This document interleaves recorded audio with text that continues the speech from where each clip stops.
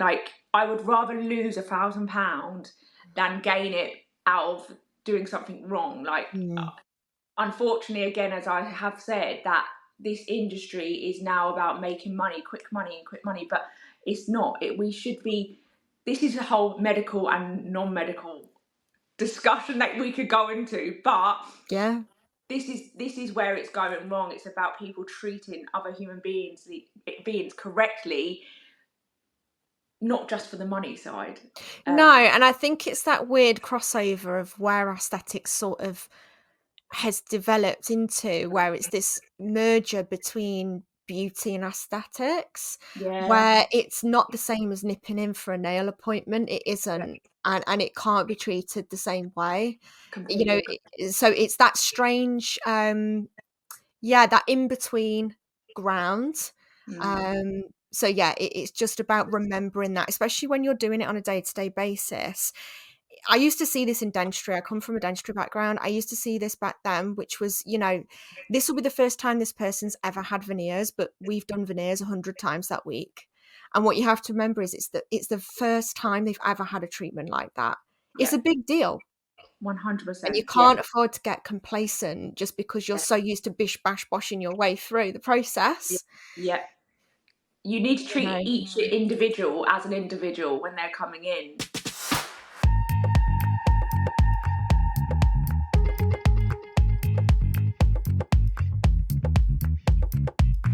Hello and welcome back to the Face It podcast. I'm your host Jessica, and today I welcome another wonderful guest on our show where you guys get to sit back, relax whilst I pick someone's brains on their life, their business and experience, and get them to spill the beans on what it means to work in the world of beauty and aesthetics today. Whether you are a brand new practitioner looking for some tips and advice, or a seasoned business owner looking for just that one nugget of information or inspiration that you can take away and help to elevate your business, there is always going to be something worth having out of every conversation that we have here on the pod. So if you like what you hear on today's show and want to hear more from guests like this one, then please don't forget to rate, review and subscribe wherever you get your podcasts. We really can't do it without you guys. And if you would love the chance to come on and chat to me about industry, life or business, then let me know. You can find us on Instagram at FaceItPod, or message me personally at Jess_Messenger. That's Messenger ENGER. But now it is time to introduce our guest today, Charlotte Benson of Charlotte Benson Aesthetics. Welcome to the Face It podcast. Hi. Hi, thank you so much for joining us today. That's okay. So we're going to jump right in. You've got 19 years of experience in beauty and aesthetics, which is, I think that's got to be one of the longest stints, certainly that I've spoken to. How did your career into aesthetics actually begin? What did that look like?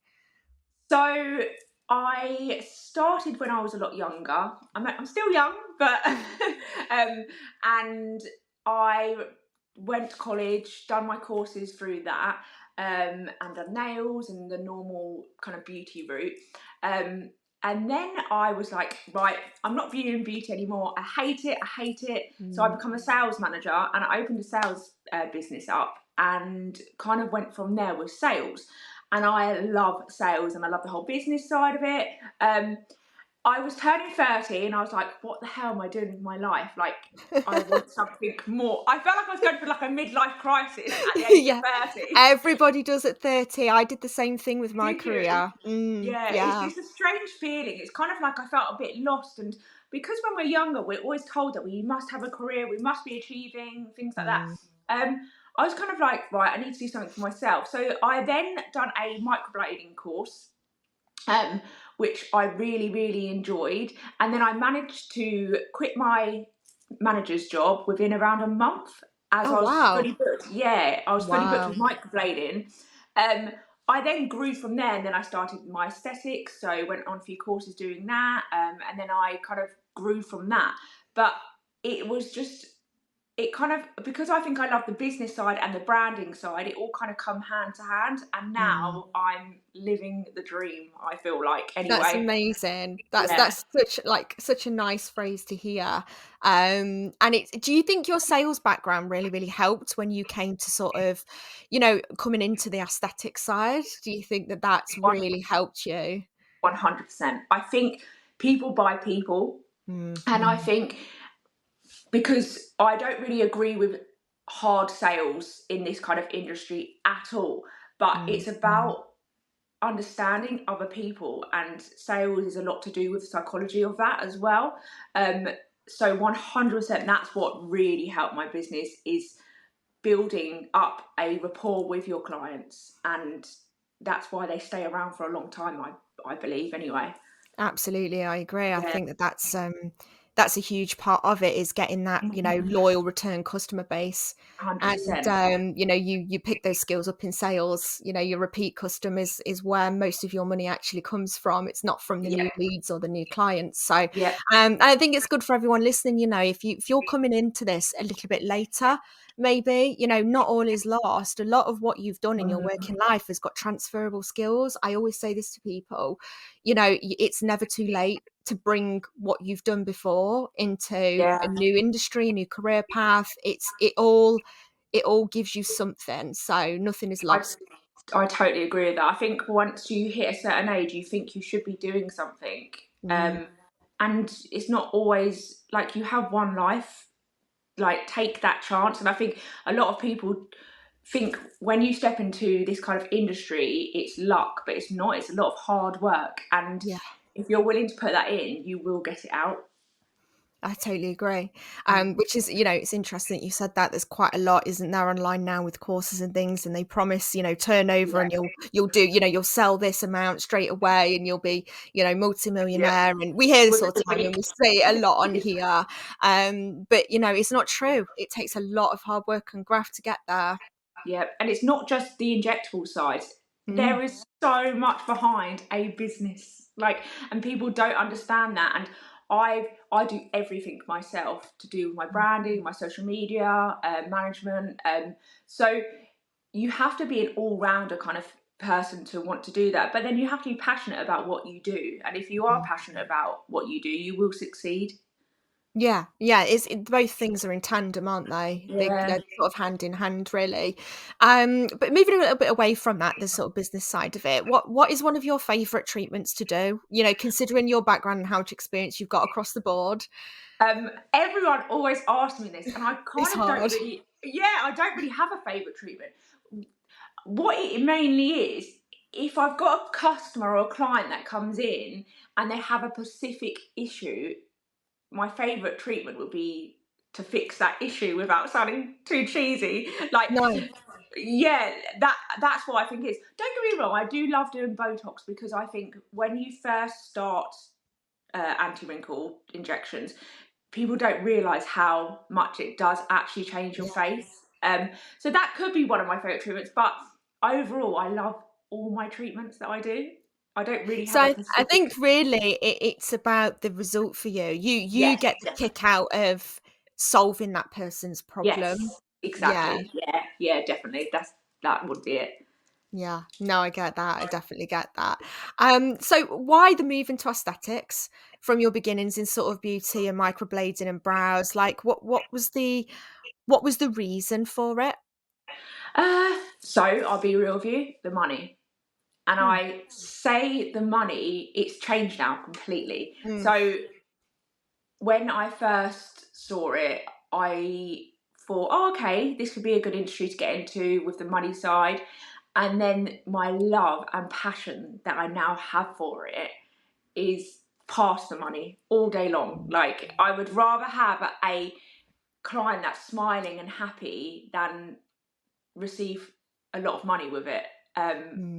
It's hard to explain, but it was the money, but now it's getting satisfaction out of my clients being happy more than anything. I That's think what kind of, because you've seen the results that have come out of the other end yeah, of the treatment now, right? And I think, yeah, like you say, it goes back to that. It's what we're sold by a lot hmm, of training yeah, is the money. So obviously yeah, that is the pull a lot of times for yeah, people, particularly maybe was it 5, 6 years ago when you first started? yeah, yeah, Yeah, so particularly then, whereas, like you say, it's through the process of doing that you find how awesome and transformative these treatments actually can be for people. definitely. I think if you focus on the money side, that's not going to make you successful, because I Mm, think you become greedy, you become just focused on that. but it's more about looking after your clients and making sure what you're doing is right for them. And that's the most important thing, I believe. I turn down clients all the time, Yeah. because they either don't need it or it's down to a lack of self-love or something like that. And that's a big focus on what I do here, is try and teach them a bit of self-love before we go on with more treatments and things like that. And it's about recognizing like a bit of body dysmorphia and things like that, so pushing too much. So it's about balance, and that's what keeps my business going, I think, is that they trust me. Yeah, I think that you've got that transparency and that integrity in what you're doing. So, you know, at the end of the day, it's actually a positive when you turn people away. It really is. Completely agree. I Yeah, always say this, they actually really appreciate it because they really do. they think, oh God, like maybe I really don't need this. Like this Yes. person sat here and could quite easily take my money. And they're Yeah. like, no, this is the list of reasons why I don't think that you need to do this right now. Yeah. And I would definitely pause for thought if I was a client, even if they do go away and get it done anyway with someone else, fine, whatever. But at least you've given them pause for thought. You've given them the 100%. opportunity to go away and just really think about why they're having it done in the 100%. first place. A lot of clients come into me and they say, oh, I want this done. And I'm like, you don't actually need that done. You would need this done, Mm, which creates a more natural look. And that's what our job is here. yeah. It's the same. It's just we need to guide them and not be. So when you go to a training school, we're told this, but it's not. It's Mm, about when you have the experience of guiding your client to go for something that's a little bit less. That's the way to go down that route, kind of thing. I think pushing clients to have more stuff, or pointing out flaws that they don't realise just mm. to make yourself more money is just so wrong. And unfortunately, I do think this industry is going kind of down a lot of that route because people see the money side of it. They don't look after their clients and they just take. And it's about guiding what's right and what's I wrong. think as well, your clients, they don't have the knowledge you have, right? So they might Yeah, come in thinking they want one thing and thinking that yeah, that's the treatment for that because they just read it like on one Instagram one day.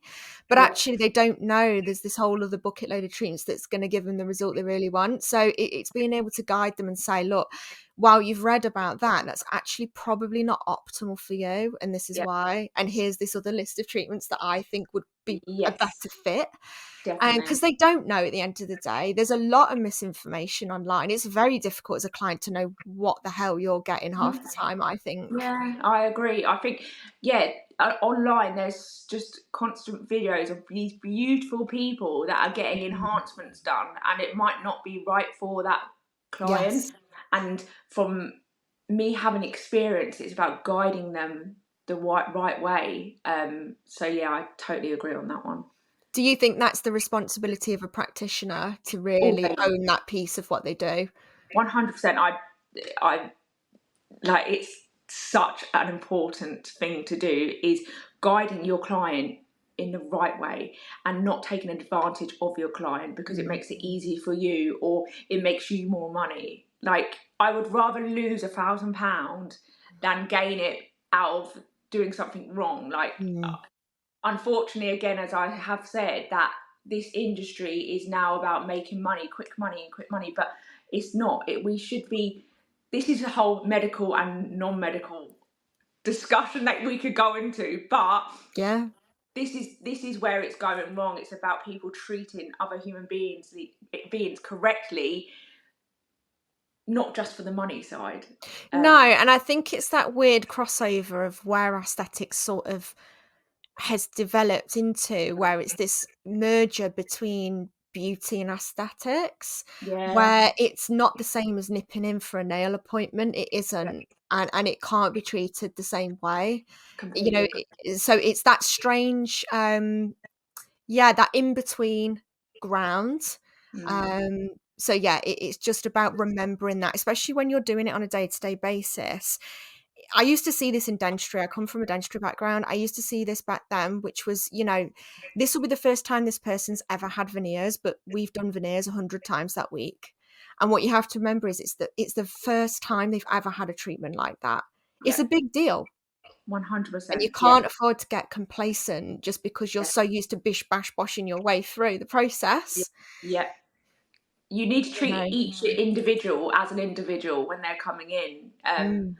and not just going with what you've been trained. It's about learning from your past mistakes and kind of saying, okay, this might not work for you, so let's try this. And yeah, people take advantage of other people because when they do come in, why should they know about the treatment? We're here to guide them and teach them. That's our, Absolutely. I believe that is our job. And that's why I do a lot of like educational things on my platforms to educate my clients on what we are putting in their faces and what they should have and what they shouldn't have. And I think that's where that is part of our job to do that. Well, it's informed consent in a lot of ways, isn't it? Yeah, Because how can they really make the right decision for them when they're not being given all of the information up front, even down yeah, to what product it is? You know, I can't count the amount of times I've been injected and not been told what it is that's being yeah, used. I yeah, can't count the amount of times where I've had to go out of my way to ask. yeah. The amount of clients that I've said to you, so what products did they use? And they went, I They've got don't no know. idea. No. Which is not their fault. That's No, it's not their not. fault. But they No. should be taught what we're using and what we're putting in their body. Um, Mm. I'm very fussy on stuff like that. So Yeah. yeah. I mean, at the end of the day, it's their right to know. Yes. It's their Yeah. right to know. They've not just bought, you know, an eyelash treatment or a nail treatment or, you know, where it's a little bit more surface level. Like Yeah. it's an invasive procedures in Yeah. that respect. They have It's a right to massive. know what's being put Yeah. in their body, Yeah. down to the brand or whatever else. And I really Yeah. do believe in that. So I think we both come from the same point of Yeah. view there. Moving forward a little bit then, Charlotte. So you've got something called the CB lip. What's the CB lip? Tell me about it. So the CB lip is different techniques that I've learned from a lot of different master classes. It's similar to a Russian technique, but we're sometimes using a insulin needle or just the normal needle. So it kind of varies from what we're using and how we're placing the filler in the lip. But it's creating more of a flat lip, lifted lip. Um, and keeping it nice and natural as well. I'm a big fan of natural looking filler. So I created that because it wasn't the same as a normal Russian lip that other people are doing. So I wanted to kind of put a spin on it and put my brand on it. It's like an And amalgamation of different yeah, techniques. yeah, Yeah. exactly. Yeah, definitely. Brilliant. And this kind of it comes from a little bit of your background because obviously throwing it back before you sort of started in aesthetics, you did a Mhm. lot with the microblading and the brows, and you developed something called the CB brow at the time, Yeah, which now I appreciate that you are fully in aesthetics. You know, you've passed this on to a member of your staff now who completes these treatments. But yeah. I'm intrigued by it because, and the reason I ask this is I think it's really helpful for those listening to understand the benefits that you may have seen from deciding to do something like that with your business. You know, why did you choose that route to sort of brand your own treatment? So when I first started, obviously I was more brows, and no one was really doing henna brows, Mm, especially around my area. So obviously we had the HD brow, um, and I didn't really want to call it the henna brow because people didn't understand henna back then. mm, Obviously everyone has it now, or hybrid tint or things like that. So I decided to call it the CB brow because I actually put a lot of the techniques together, as similar to the CB lip, that I wasn't trained kind of like in that route. So I put it mm. together in my own package kind of thing. So that's the reason why I then thought, oh, I'm going to create my own brows. I did want to go further with doing more header brows and things like that and actually creating something from the CB brow, but I've actually kept it in-house. Yeah. But it is hard because people don't relate to what that is. So in my website, I've added what is in that package, and then people can kind of click and go, oh, it's henna. Oh, you get Mm. this oh, you get that of it. So keywords to kind of then go, people then understand what it is. Yeah, But it's a brand of its own, isn't it? yeah, A brand yeah, within a brand sort of thing. yeah, yeah, exactly. But it's worked really well for me. That was my bread and butter. That's what's kind of got Wow. me here today. And it's worked super well. And I remember when I first started it, and I remember a lot of like the school mums would say to me, would come in and say, "Oh, my friend said she had the CB brow." Oh my god! I was Wow. like, That's so like, cool. like it was a thing, yeah. Yeah. So it was quite like I felt like it was a big achievement, and that's what's kind of kept me going and me understanding branding more Mm. by going Mm. down that route, kind of thing. Yeah, it was interesting, and I know that there are different practitioners in different fields across beauty and aesthetics that do this sort of thing. And I come from an e-commerce background, so I understand Hmm. branding quite heavily, and I understand the importance of doing that. I saw that you had done it with your brow, and now you're doing it with your lip. I just wanted to have that conversation because I think Yeah, people listening may not realize um, how clever and how smart it is, and that actually you really can customize your own treatment plan around a particular treatment that you love doing or that you've got a special expertise in, and you yeah, can package that up in such a way that it becomes part of your brand, it becomes definitely, synonymous with your brand. You definitely. become known for that technique or that Yeah, particular treatment. So yeah, I just wanted to touch on it because I thought it was really interesting that you did it, and it's great to know that it became bread and butter for you. yeah, So it yeah. It was to hand it over to one of my was staff hard. was the hardest thing ever. And I was like, oh, I went to hand it over a couple of years ago and then I couldn't. And then we kind of split it. She done some and then I done some. But I finally handed it over. And it's going well still. So yeah. It's like your little baby though, isn't it? Because like I Yeah. say, it's a brand within a brand. It's a bit Yeah. like developing a product in a lot of ways, and then Yeah. just handing that over to 100%. someone else and Yeah. letting them manhandle it. It's Yeah. it's Yeah. it's It's tough. exactly that. Yeah. It's so scary. I think this is the part of business, it's the growth that you need to take from things and actually take that risk and go, okay, let's step away. And it's a risk. If it doesn't work, it doesn't work, but you've got to take that risk in business, because otherwise you're not going to get to the next level, kind of thing. Because I No. started getting so fully booked with the aesthetic side, that I needed to pull away because I wasn't fulfilling the aesthetic side enough. So that's Yeah. why then my brow girl come in and took it over. So it's working out okay so far. That's excellent. That's good to know that it lives on. Yeah, The CB brow lives on. yeah. So if you could choose only one aesthetic procedure to offer clients for the rest of your life, which one would it be and why? I feel like we can answer this now because you kind of mentioned it earlier, but I'm actually not going to say the anti wrinkle. anti-wrinkle. Yeah, no, I'm not going to say Really? that. You're not gonna say that? No. I'm going to say cheek filler in the apples. Oh, okay. Yeah, And because why? it's so, I never ever get anyone booking in for it. But as soon as they're in my chair and they're choosing another feature on their face that they're unhappy with, most of the time it is because of the lack of volume in here. Um, and people are so shocked when I say cheek filler, and they're like, "What? That's not here." And I'm like, Mm. I then explain the process of it, and it's a game changer. Like, I love it. That's one of my favourite things.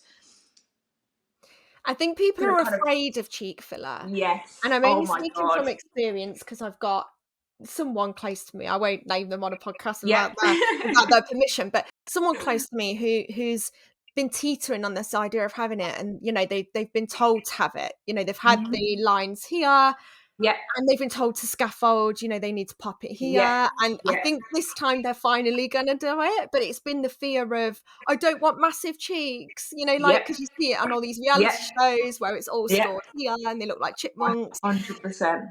So, yeah, Yeah. it's the education around it, isn't it? When it's done correctly, it's a game changer, 100%. And like I say, no one ever books in for it because they automatically they just don't think of it. But again, Mm. education. Yeah. When you educate someone, they go, "Oh my god, now I get it." And everyone is so scared. Every time I say it, they're like, "Are you sure? Are you sure?" And I'm like, "I promise you." And then they do it and they go, "Oh my god, I'm so glad I got it done." So yeah, cheek in the apples. Yeah, brilliant. And like I said, I think it just comes down to the education piece and doing a lot more of it on your social media and stuff like that. And eventually people will get the message that it's Yeah, not cheeks just for cheeks, yeah, it's yeah, part of a comprehensive yeah, plan. definitely. Interesting. Oh, I'm interested that you've picked that Yeah. one. Um, and I will touch on this question. I know I popped it in there for you to have to take a look at before we got on this call, but have you considered manufacturing your own products before? And again, I ask this because I come from a product background, an e-com background, and I love a good product. And it always Yeah. intrigues me whether people have thought about doing it in their aesthetics business. I I think because, don't get me wrong, I'm money motivated, but I'm more client hungry motivated out of their satisfaction, and I feel I wouldn't be able to focus on the client as much if I bought a product out. So I don't think I would ever bring a product out. I don't have enough passion Yeah, to want to do it, and I'm a big believer, if I'm passionate about something I could do anything. But yes. if I don't have that fire, I don't think I would. I kind of thing. Yeah, so I don't think I would. Yeah, it's interesting. It's something that I'm going to start mentioning a little bit more on here actually. But you do need a bit of passion behind it for sure. Mm, Like I love product through and through. Even though I'm yeah, I'm back in service now, product for me is a passion, and I don't think I'll ever not love doing it. yeah, You do need that to be able to drive something forward. But for those that are listening, if they are interested in maybe manufacturing or releasing their own products, it's a really good add-on to your business that yeah, you can you know, generate some really good income from and definitely. not have to once the concept and the idea is up and running and it's selling, there's not a lot you have to do with it at that point other than Yeah, market it. So yeah, it's one worth mentioning, guys. We'll maybe get a product episode on at some point. That would be really I cool think where it's we dig a little I, bit deeper.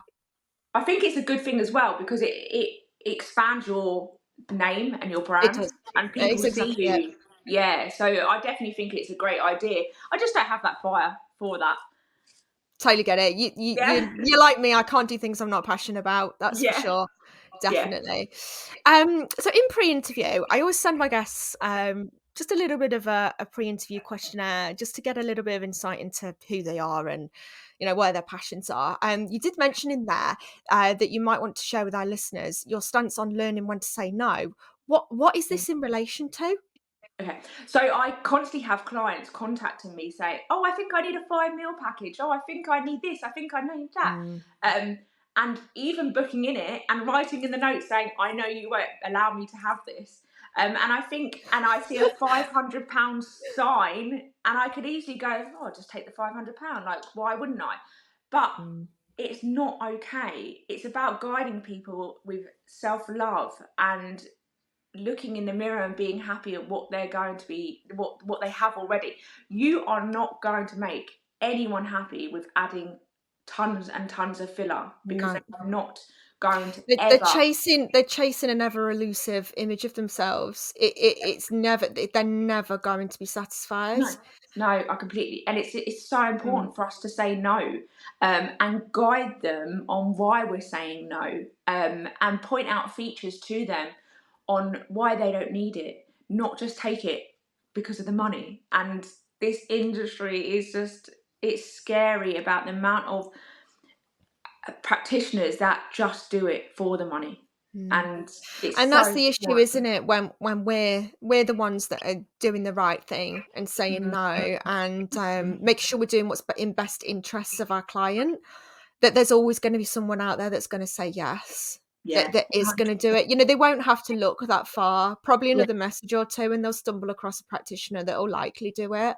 Yeah. But it's about having integrity in your work, isn't it? Yeah. And doing the right thing and knowing you can sleep at night, knowing you did the right thing. And if they Yeah. still choose not to listen, that's their Yeah. right.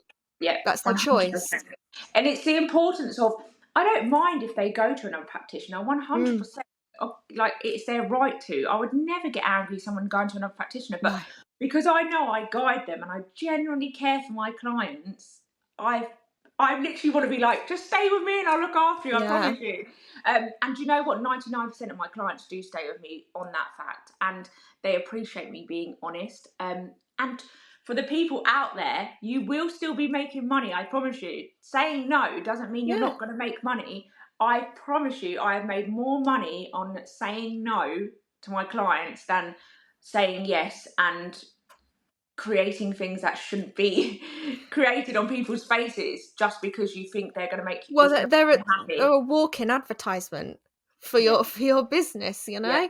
yeah, That is out there in the world walking around and yeah, speaking to people and telling them who did it. And yeah. so, talking about going back to brand and stuff again, Mm-hmm. then every time that your name falls out of someone's mouth, that's your brand. Yeah, And so, yeah, yeah, just imagine stamping them with your logo for life on their face, just be wary of that, I think, as yeah. well. And It's so important. It's really, really important. Just and if you do find it hard to say no as well, I think that's another thing. Clients beg and beg and beg you.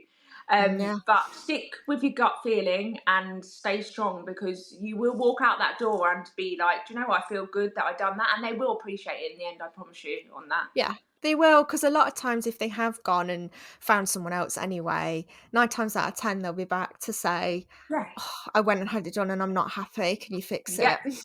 100%. I've had that a lot of times, and they go, Yeah. "Oh, why did I do that?" But again, I don't mind. It's up to them.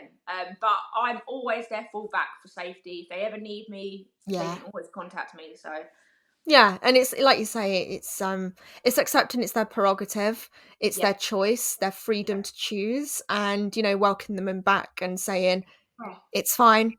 You all made day your long. choice. We Yeah, can fix it. yeah. We'll I'm sort it."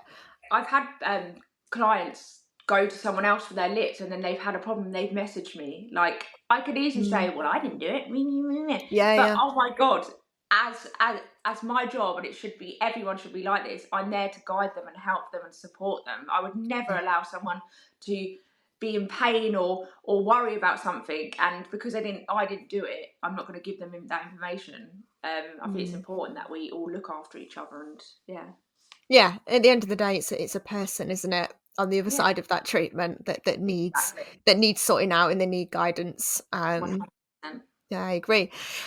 You've mentioned also about the issues with overfilling. I always find it interesting that clients manage to find a practitioner who's willing to overfill to the extent they sometimes see. For those listening who might be looking to offer the more overfilled look, what are the issues with doing so? And why would you recommend choosing a different approach? Because they do get practitioners out there who quite like the overfilled look, Yeah, but there are two sides to that coin. yeah. And I think it's the same again. If you like the overfilled look, oh my God, girl, all day long, have that overfilled look. As long as you're not hurting yourself or anyone, Mm, that is totally up to you. And it's not that I don't disagree with it or think it's wrong. It's just, again, why is that person wanting an overfill look? Are they trying to achieve something that they aren't going to achieve? Is your mm, practitioner taking advantage of that? These are the questions that I feel people need to look into, and that's the only thing that concerns me is this person trying to change their face and not going to get mm, the love, the self-love that they are trying to find with overfilling. mm. That's Yeah, that's my main issue with it. yeah, I can completely agree with you, completely. So you offer polynucleotide therapy. How are you implementing this into your clinic, and what is it for those listening? Yeah, so this is like the new thing that everyone is talking about. It's actually been out for quite a while now. But polynucleotides are fish DNA. It's actually fish sperm, as many Wow. as you. Yeah. Okay. Yes, I have. So that's the word I've heard. The simplified version. Yeah. So basically, it's injected into the skin, and because it's closely linked to our DNA, it does cell turnover. So it will help with fine lines, scarring, just overall goodness for the skin, and I think it is incredible for some things. It's similar to microneedling. I feel, don't get me wrong, it's a complete opposite to microneedling, but it's similar to the outcomes that we can kind of achieve with microneedling. But Mm, obviously, because we're injecting it into the skin, we can go further into that skin and create more of a glowy look. acne scarring, we can clear the acne scarring up with it as well, under the eyes, fine lines around the mouth. It's just an overall good product that was needed in this industry because we didn't really have anything apart from fillers to help with this, like the fine lines and things like that. But it's great for fine lines under the eyes that obviously we wouldn't use fillers for. Or I had a client that's got scarring across her face, and it's basically cleared it up just across the face area, after 2 treatments, and it looks insane.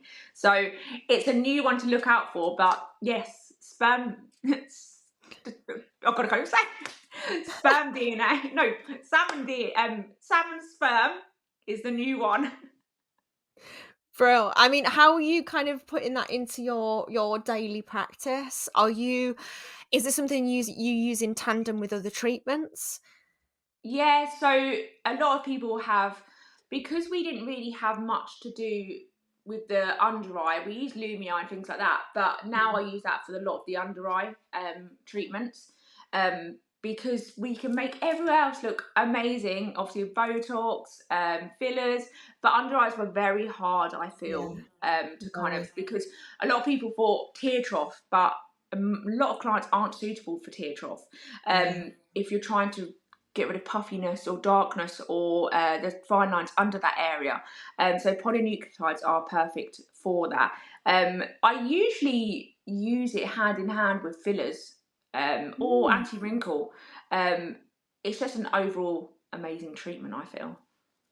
Right, well, I'm going to be going away and looking at it in a bit more detail because I've definitely got some acne scarring on my chin still. I'm 35, so it's not going anywhere naturally. Yeah. I definitely need a little bit of those treatments for PDO me. threads are really good for that area as well. If you've Are got they? yeah, so not the cog threads that are really pulley, it's the tiny little PDO threads. So I found that's a really good treatment for acne scarring as well. So if you can Brill. combine them together, you've got a new Smashing face. it. Yeah. Sounds great. Give me one of Yeah. those. So what's next on the agenda then for the Charlotte Benson brand? Where are you Um, heading? so I think I want to go more into the mental health side of owning a business, and in aesthetics.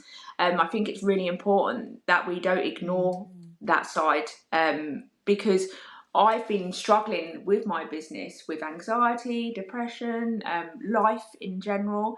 And I think it's important that we talk about it. I think people see all these glamorous girls driving Range Rovers and making 10K a month, and it's not that easy, unfortunately.